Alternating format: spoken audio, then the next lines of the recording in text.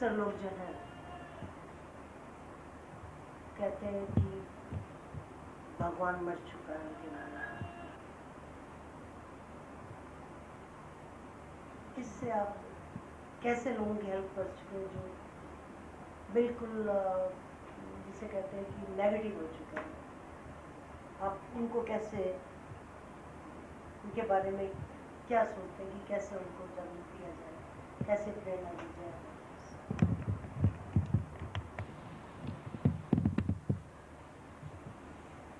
भगवान तो मर ही चुका है।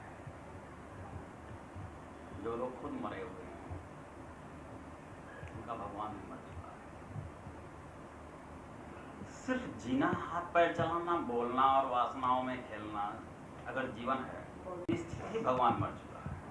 बिल्कुल भगवान मर चुका है उनके अंदर, जो शरीर तल पे जीना चाहते हैं, शरीर तल पे ही जी करके आप उस परम तत्व के तल पे जाना चाहते हो।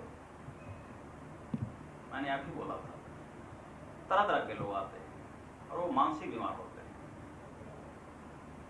हाँ, आज व्यक्ति भौतिकता के धरातल पे इतना ज्यादा लिप्त हो चुका है, उसे परमात्मा की जरूरत नहीं है। वो मंदिर में भी जाता है तो मांगने जाता है, परमात्मा के पास मिलने नहीं जाता। वो चाहता है परमात्मा नौकर की तरह, गुलाम की तरह उसकी सेवाएं करे। वह मांगने जाता है बिल्कुल भिखारी की तरह। एक घटना याद आती है, केदारनाथ में बहुत लंबे समय तक रहा। बड़े विचित्र विचित्र लोग आते हैं मेरे पास, वहां जाते ही विचित्र लोग। केदारनाथ में वही लोग जाते हैं जो विचित्र होते हैं, वही लोग पहुंच भी पाते हैं। इतना दुर्गम है। रास्ते में हम लोग टहल रहे थे, मैं और वो।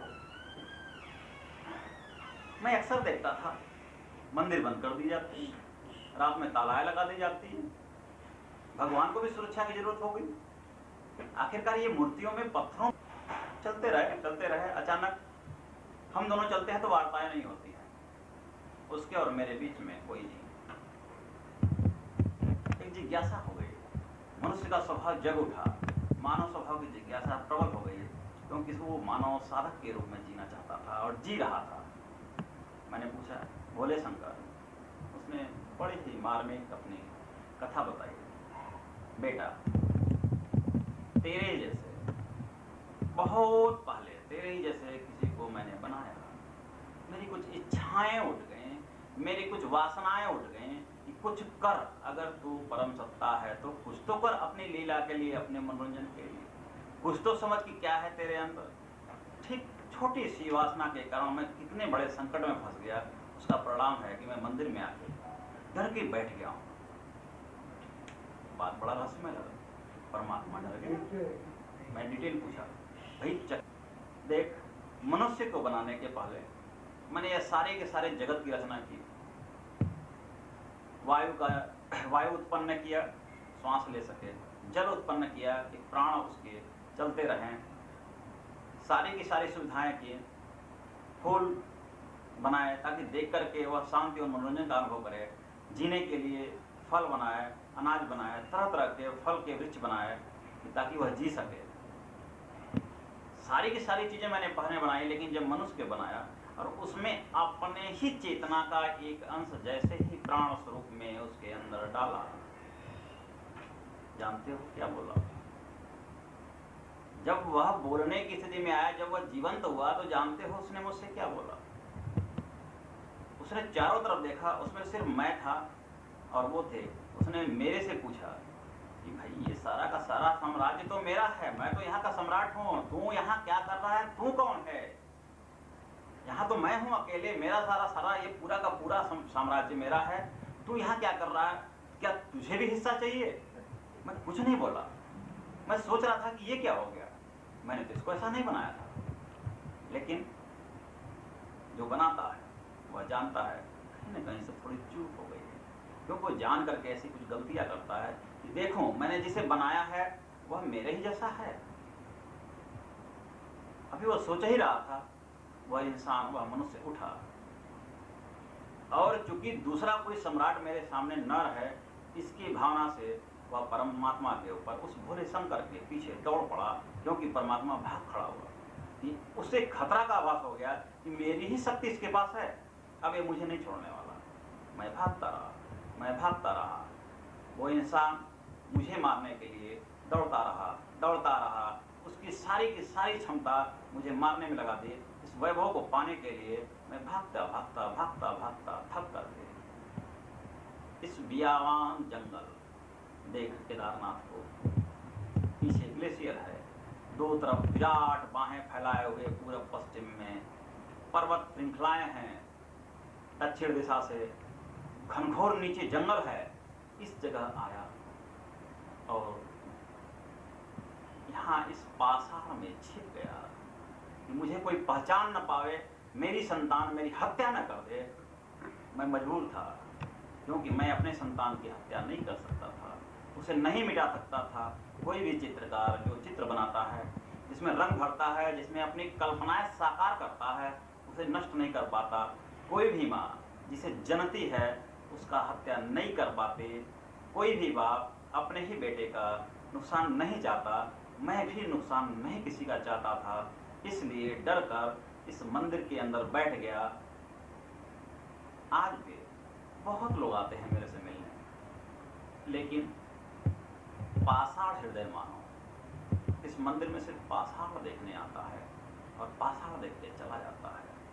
यह रहस्य मैंने तुझसे इसलिए बताया कि तू पाषाण हृदय आया नहीं था। तेरे हृदय में एक चेतना थी, एक चैतन्यता थी। तूने मेरे इस पाषाण के अंदर उस चेतन तत्व के स्वरूप को देखा। मैं चाहता हूँ कि तू अब बाहर निकल, इस क्षेत्र से बाहर निकल, इस शरीर से बाहर निकल, प्रकट कर अपने को और बतला। इंसान मरा नहीं है, इंसान की भावनाएं मर गई हैं, परमात्मा मरा नहीं है, परमात्मा जिंदा है। तेरे ही अंदर बैठे हुए उस पाषाण हृदय के अंदर एक चेतना की भाव तो पैदा कर, एक चेतना की मूर्ति तो पैदा कर, एक परमात्मा के नाम का एक शब्द तो ले। जा आगे बढ़ और मुझे इस मंदिर से निकाल। मेरा दम घुट रहा है बेटे, मेरा दम घुट रहा है, मेरा दम घुट रहा है, इसे निकाल। और मैंने उसी दिन से निर्णय कर लिया कि जो तत्व मेरे शरीर में है, जिसे 11 साल पहले मैं बोध नहीं कर पाया था, मैंने देखा कि वह परमात्मा का वह अंश सबके हृदय में है। उस मंदिर के अंदर जो पाषाण हृदय जाते थे वो पाषाण ही देखते थे। कभी कभी कुछ चिन्मय हृदय वाले भी चले जाते थे, जिनका हृदय थोड़ा सा जगा होता था, जो कुछ जानने के इतने लालायित रहते थे, उस जानने की इच्छा में वो पाषाण देखना भूल जाते थे, उसमें वो खोजते थे। ऐसे ही खोजने वालों के लिए मेरा मार्गदर्शन रहेगा हमेशा, सर्वथा सर्वस्त्र सुलभ। अगर तू चाहता है कि तेरे ही अंदर बैठा हुआ वह शिव जागृत हो जाए, तो मात्र मूर्ख और निरीह जीव मनुष्य बनकर के न रह, शिव बनकर के इस शरीर से प्रयाण कर उस परमात्मा से मिल। यह परमात्मा की इच्छा है। मैं या मेरी अवस्था के लोग अपनी इच्छाओं से कार्य नहीं करते। परमात्मा स्वयं आकर के कुछ नहीं करता, वह छांटता है कुछ ऐसे ही गणों को, जिससे वह अपने कार्य करवा सके, वह अपनी अनुभूति करवा सके कि अभी मैं तो छोड़, तू जिंदा है। और मैं यही बताने आया हूं कि हे मूर्ख मानव, जो तू अपने आप को मरा हुआ समझ रहा है, जो तू अपने आप को ज्ञानी समझ रहा है, कुछ पन्नों को पढ़कर, उससे अतिरिक्त कम से कम ये तो समझ ले कि तू कौन है।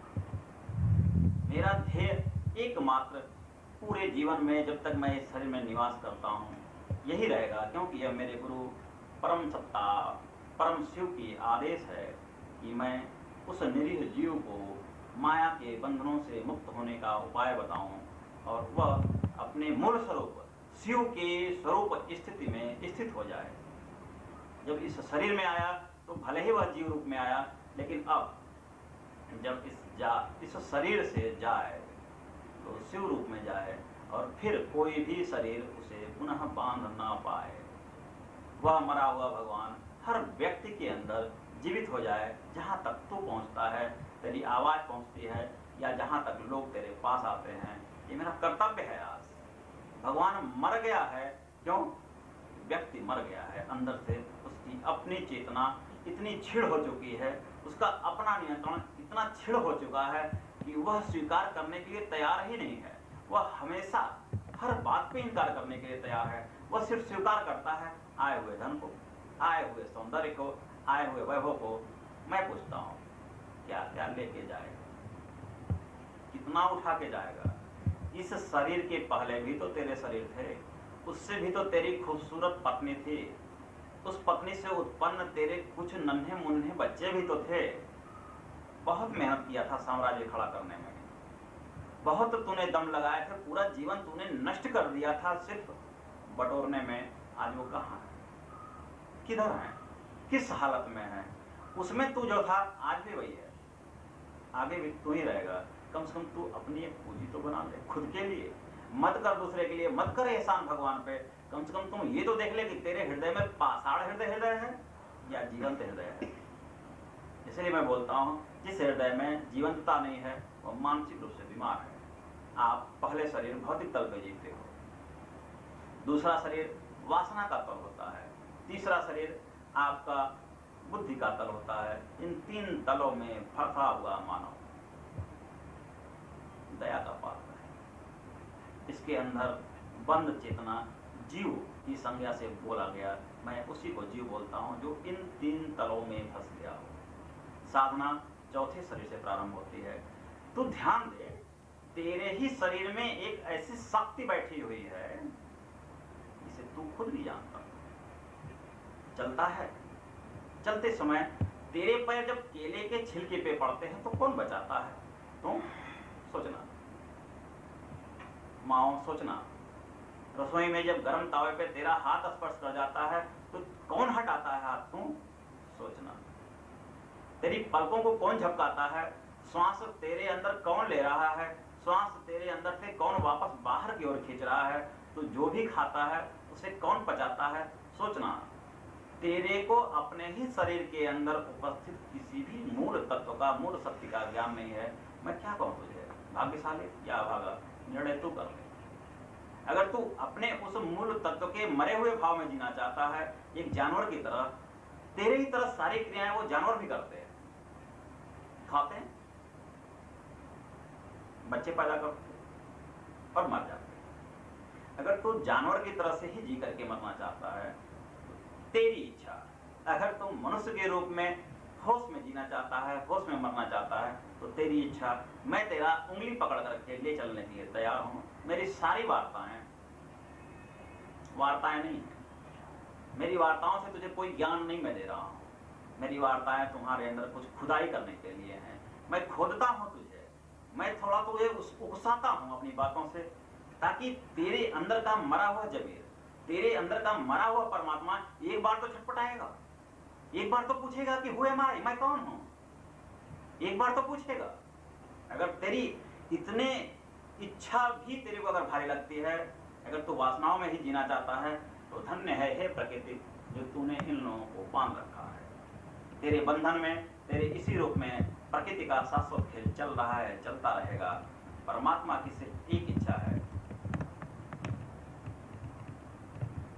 जिस इच्छा के आदेश से मैं इस शरीर में बैठकर, इस शव में बैठकर बोल रहा हूं, सिर्फ एक इच्छा है कि कम से कम एक बार तो उस परम चेतन तत्व को तो जान, देख तो कौन है जो तेरे इतने सारे कार्य कर रहा है और तू मंदिर में भी जाता है तो सिर्फ क्षुद्र इच्छाओं को मांगने जाता है। मंदिर में मैंने देखा लाखों आते हैं, कभी कभी कोई बिरला ही आता है जो उस परमात्मा को खोजने और उससे मिलने जाता है, क्योंकि सभी मंदिर देख करके पाषाण हृदय मानव पाषाण देख करके, पत्थर देख करके वापस चले आते हैं। उनकी इच्छाएं पूर्ण हो जाती हैं, क्यों कि भगवान गुलाम है उनका, उन्होंने गुलाम बना रखा है। जेब में हाथ डालते हैं, सबसे छोटा वाला सिक्का खोजते हैं और मांगते करोड़ों का है। यह मांगने की जो आदत है, यह जो मांगने की जो प्रथा है, ये जो मांगने की मानसिकता है, मैं उसको बोलता हूँ कि यह तो भीख के गुण है, भीख मांगने के गुण है। नहीं, एक परम स्वामी ने, जो इस पूरे ब्रह्मांड का स्वामी है, उसने तुझे स्वामी के रूप में उत्पन्न किया है। क्यों तू निरीह मांगने वाला बन के जी रहा है?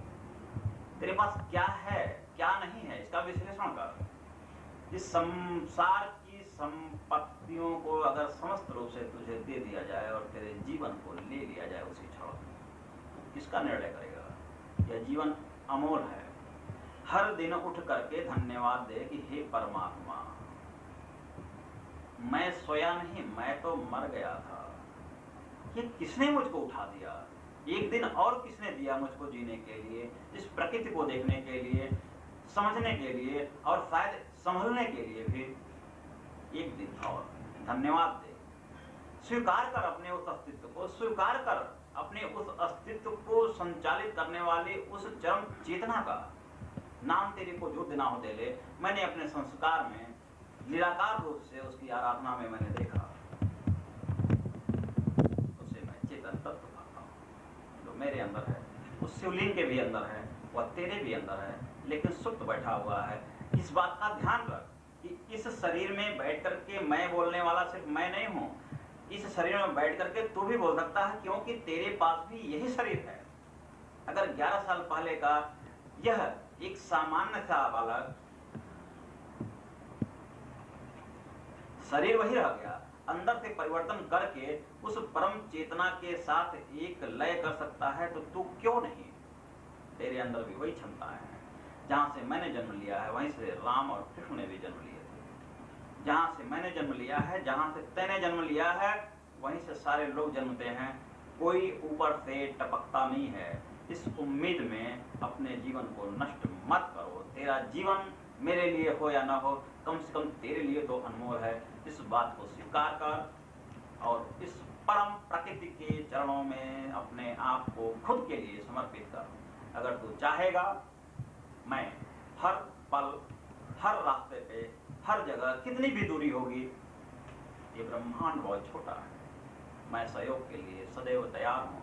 मैं चाहता हूँ कि इस शरीर में बैठी हुई चेतना उन्मुक्त रूप से अट्टहास करे, मुस्कुराए और अपने उस चेतना के हर खंड को हंसते हुए अपने पूर्ण जागृत अवस्था में प्राप्त हो और जीव अपने आप को शिव के रूप में परिवर्तित करके इस शरीर और इस जगत का आनंद ले। मेरी यही इच्छा है, मेरे लिए यही आदेश है। शिवाहा।